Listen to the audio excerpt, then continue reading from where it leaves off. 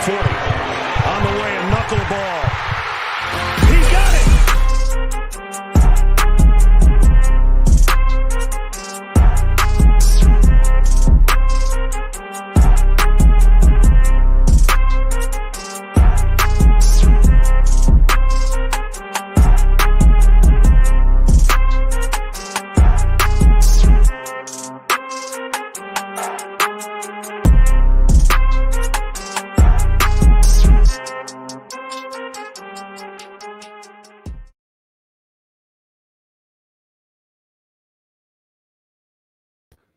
Good people, what's up, man? It's your boy Ruck in the building, man. Thank y'all for joining us tonight on Straight Up Tennessee, man. It is going to be a fun one tonight, man. I'm excited to dive into tonight's topic, all things transfer portal, but also, man, we'll talk a little bit about the basket Vols and what they've been able to accomplish over the last week, man. It's going to be a good show today. Very excited, like I said. We're going to dive in, man. I can't wait to see what y'all think about some of these things that I'm going to talk about tonight, man. I mean, first off, like, comment, subscribe, join the channel, man. 99 cents a month is nothing. You won't even see it come out of your account. Hit that join button. Go ahead and join the Straight Up Tennessee family, man, and you won't regret your decision. Everybody listening right now on Apple and Spotify, man, glad you're rocking with us over there as well. Continue to rate this thing 5 stars, man. Let the people know why they need to be listening to Straight Up Tennessee, baby. If y'all can tell, your boy's a little under the weather. My son has been dog sick until today. He's just decided to act like a normal human again. And so, of course, when you live with sick children, you gonna get it. Somebody in the house gonna get it. And this time it was your boy. But I'm still on here, man. I got a lot to talk about tonight. First thing I kind of want to just talk about right now is a lot of people I'm hearing are still extremely not just frustrated, but worried that Josh Heupel isn't doing enough in getting guys in the Knoxville out of the portal. Where did that come from? Where did that concern come from? I think he's done a great job so far. I think, sure, we got a lot of positions that we need to fill, especially with a lot of different spots gone, a lot of different guys needing more reps in order to potentially be a starter, right? Like there's a lot of things like that come into play, but we've never questioned Josh Heupel's greatness for coaching yet. So what are we questioning him for now? I think, the loss of Barron and Burrell and Slaughter and all of these guys, Tamari McDonald, all of these guys that have entered the portal. Obviously, Jalen Wright declaring for the NFL draft. Kamal Hadden today declaring for the NFL draft. All of these guys that are transitioning away from the University of Tennessee, it's not a bad thing. I think that a lot of us get so bent of the name that transferred rather than what's behind them. Josh Heupel's been doing 3 years of recruiting. There are guys ready to play that haven't had an opportunity to play because the guys that have now transitioned are now gone, and now there is space for these young cats to play. I mean, let's talk about this. Ricky Gibson, stud. We saw how good Ricky actually was in good minutes this year. Like, he didn't just play in garbage time. Ricky played minutes. He played meaningful downs against good teams. And you got that because of the Kamal Hadden injury. The rotation had to change. And Ricky got in. And it showed me that there are guys, y'all. I mean, there are dudes. I think there are more dudes than even Ricky Gibson. But the thing that I'm trying to explain to you is, does it hurt that Tyler Barron and all of these guys have transferred out? I think it hurts our flesh more than it actually hurts the team. Tyler Barron had a great year in 2023. No, I mean, we can't take that from him. Tyler Barron had a great year this year. But at the same time, for him to transfer, it's not surprising. Because in 2022, before the Hendon Hooker senior year finale, the Heisman year, Tyler Barron wanted to transfer in January of 22. So what did he do? Just wait a year and a half to do it? You know what I'm saying? So I think that it hurts me as a Vols fan, the guy being from Tennessee, going to Knoxville Catholic. It frustrates me because it's like, man, like, did you really love Tennessee that much? Or now has college football completely turned into how much money can I make? You know what I'm saying? Has it turned into can I make this much? What are they going to do to me? What can they have for me? And I just feel like college football has been placed in this funnel to, if it does not benefit me, I don't care. And I feel like that's hurting tradition. I feel like it's hurting recruiting. I feel like ultimately it's hurting building a program, right? Like Josh Heupel's building a program right now here in Knoxville. But as he's building, key pieces may transition because of the portal, or they're not playing, or whatever it might be. And when that happens, us as fans, we are in the position to say, like, oh my gosh, this kid's leaving. What's wrong with the program? Right? Like, we're quick to say, what's wrong with Heupel? What's wrong? Oh, the culture's bad. The players ain't liking each other. They're fighting in the locker room. Those are the things that we begin to say as fans. None of that is probably true. But those are the things that we speculate when kids transition out of the program now. I think now we have to readjust our thinking as fans and say, they're looking to make more of a name, image, and likeness for themselves. Maybe Tennessee's a cluttered place to do so. I don't know. But now the portal has made it easy for, if you don't like something like you thought you would, you can now go somewhere else. Look at DJ Ugalele, whatever this dude's name is. He left Clemson to go to Oregon State. Now he's leaving Oregon State. There has to be a rule, y'all. Like, the rule needs to come into play. Like, if you transfer once, you can't do it again. And if you do it again, you got to sit out like 6 games. You know what I'm saying? Like, something like that has to be put into play, or else what's happening is going to continue to happen. I've yet to tell you how frustrated I was to see our guys, Barron, T-Mac, transfer to Ole Miss, transfer to Lane Kiffin. You going to Oxford, Mississippi. I used to live in Memphis, Tennessee. I know where Oxford is. There's nothing there except Ole Miss University, University of Ole Miss, whatever. Now, Tamarion McDonald, I can understand that one. Memphis, you from Memphis, man. You moving to Oxford.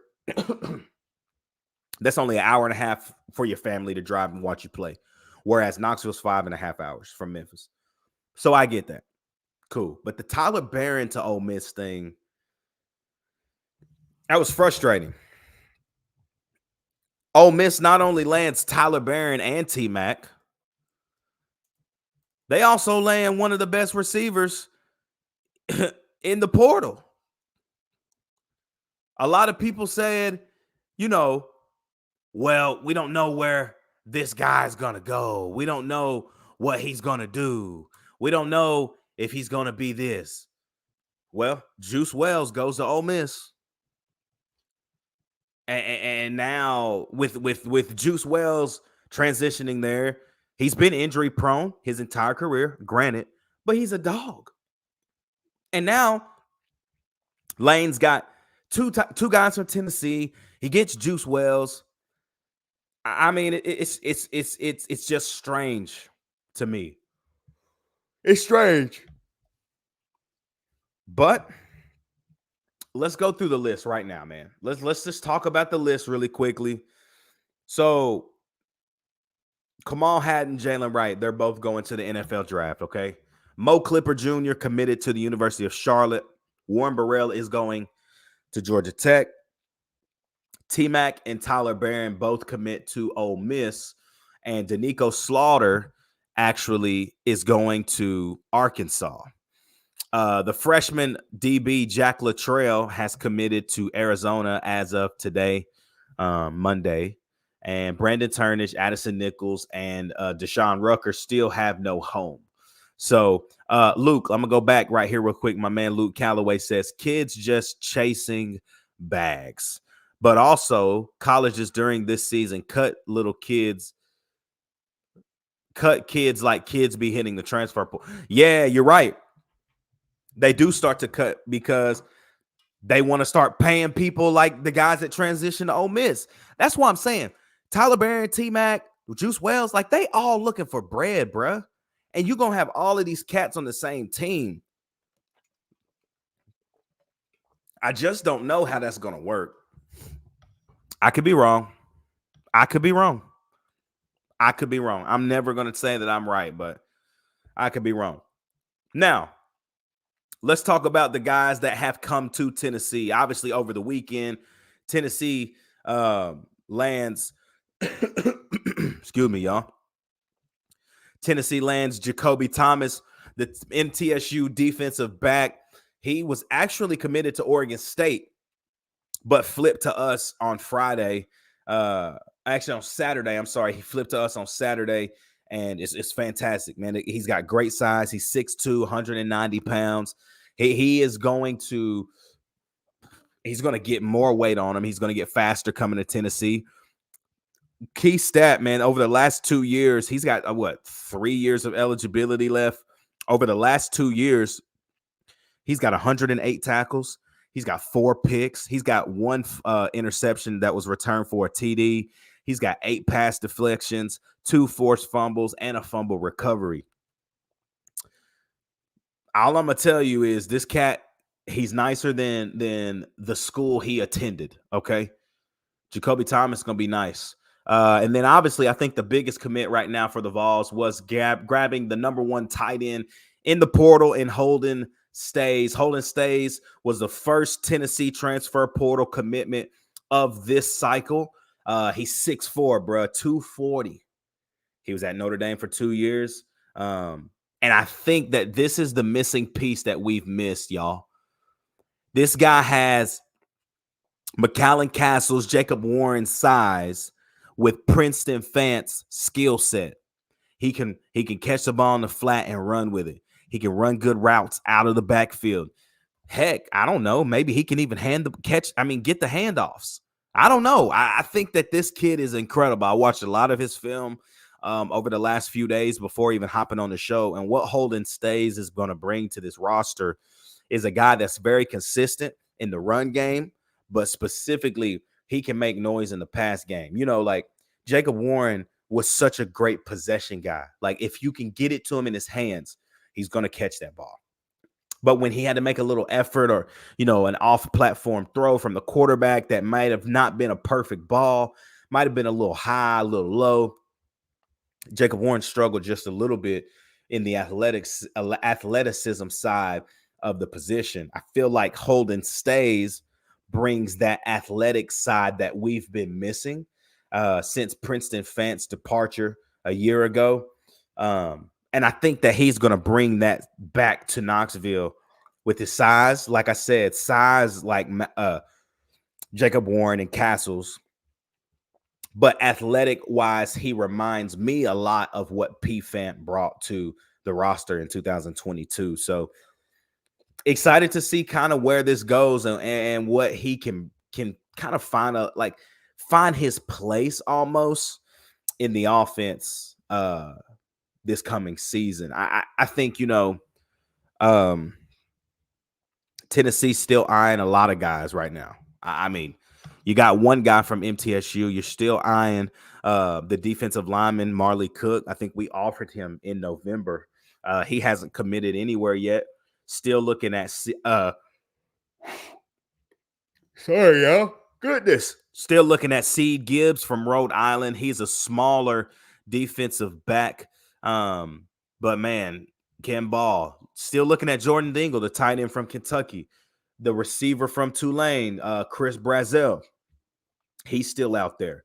Jamon McCoy from Oregon State, Marcus Harris, Devin Marshall, still a lot of guys that we're looking for. I think one of the biggest names on our roster who said they were returning that's massive for us, not only Omari Thomas, but Keenan Peely.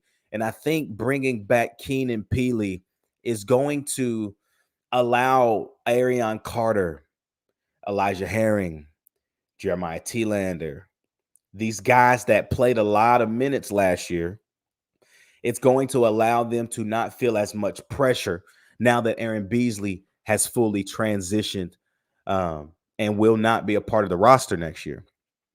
But you bring back Keenan and you still have a veteran who's played a lot of football, has not played a lot of football as of all, but has played a lot of football. And now he is going to take the pressure off of those young kids, man, so that at the end of the day, they can just go out there and ball. They got a veteran leader who can get into them, yell at them a little bit, but also love on them and lead them in a way that sets an example for when they get to be juniors and Elijah Herring becomes a senior. They can then pave the way for the next wave of people, the next wave of linebackers. So Keenan Peely's return is massive to me. I think it's the biggest return of all of them because we need some veteran leadership there because I'm not sure I trust Elijah Herring 100% yet in that spot. So I'm sad Jalen Wright's leaving, man. I know that he needs to. You know, he after the year you have, you gotta get out of there. But it still is hard to just say bye like that easy. So you just kind of hope that Jay Wright gets drafted in a position where he likes. He gets that bag and he has a successful career alongside Kamal Hadden. I don't know where Kamal Hadden will fall. I don't know where he lands in the draft, but I think he's got an opportunity to get drafted as well. Going down here to the chat, Luke says all of the people who are coming back are catching NIL, and that's exactly why they're coming back. Actually, 100%. Gerald Mincy, he even said, man, excited to sign with the Vol Club. He know he finna get paid. So that's good for Mincy. You know what I'm saying? Like, good, great. Get your bag and get your butt back to class and get in Knoxville.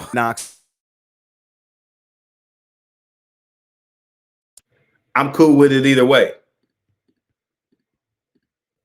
Goodness, I don't know why my mic keeps going in and out. It's super annoying. My bad, y'all.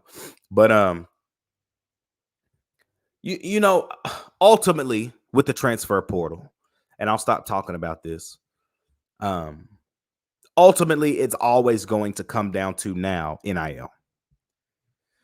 I think NIL has changed the landscape of college football. I think NIL is good when executed and very bad when it's misused. And I think that the portal has ruined college football. That's what I'm going to say. I personally, I think the transfer portal has ruined college football. The ease of going somewhere and I don't like it, so I'm going to leave. That just doesn't sit well with me. You know, like it never was that way. Even when I was playing ball, like you had to really be sure about where you wanted to go because of that. Like if you had to transfer or if you wanted to transfer, you were going to sit out a year. And now you could just go wherever you want to, whenever you want to, and it doesn't mean anything anymore. Traditions, you know, the love for the actual school and not just the name and the coaches, like none of that matters anymore. And that's hard for me, man. That's hard for me. Because I love Tennessee. I love the Vols. I love these guys. I don't care who's on the roster. But the roster now don't care about Tennessee. The roster cares about what can Tennessee do for them. and it's changed the landscape a lot. And so, interested to see how the NCAA handles it, man. I think it's going to change a lot in the next few years. I really do. But I don't know in what way. I don't know how, which way, shape, or form. But it's going to change a lot. And we'll see what happens. So, obviously, there's going to be more updates, man. Citrus Bowl is now about, 14 days away. The Vols will be heading to Orlando to face the Iowa Hawkeyes. Joe Milton has not opted out yet. Don't know if we'll see Nico, man. I don't know. I think we all are hoping so. Joe's done a great thing for Tennessee. Glad that he was there, but I'm also excited for the future, man. I want a glimpse into what the next few years will be like with Nico Iamaleava. So, Tennessee basketball, man. I'm going to end the show talking about basketball a little bit. Josiah James has hit his strides. Kai Ziegler played great against NC State, had 20. Joe had 30. Josiah had 23. Dalton Connect has had a string of bad games, which is expected. A guy that is a scorer who's had high ceiling, high scoring games over the last few weeks, has a bad game against George Mason, and then doesn't play that well in San Antonio against NC State. Here's the thing. It happens. It's basketball. It happens. And he's going to get back on a strong. He's going to get back on a string. Can't wait to see him get back on the floor, especially in SEC play when we need him to really excel his game and get to that next level. I think DK is going to show up. So Tennessee basketball is actually preparing for another game. I think, there's crazy. I believe that there's only one more game for the Vols until 2023 is over. Tennessee has Tarleton State on this Thursday. And then if you go back and you look at the schedule, Tennessee is done until January 2nd when they will play Norfolk State there in Thompson-Boling Arena. Again, I don't care if it's called Food City Center. It's Thompson-Boling Arena. They play them on Tuesday the 2nd, and then, man, SEC play starts on Saturday, January 6th against Ole Miss there in Knoxville. So I'm just looking to see how the rotation shrinks. I've said it a lot of shows. How does this rotation figure itself out? Very important that the rotation figures itself out as we lead into March and into January specifically with SEC play. So, y'all, we'll be back later this week, man. Y'all have a great week. Thank y'all for tapping in with me tonight, man. Live YouTube and Apple Music. YouTube and Apple Podcasts. We'll be back with you.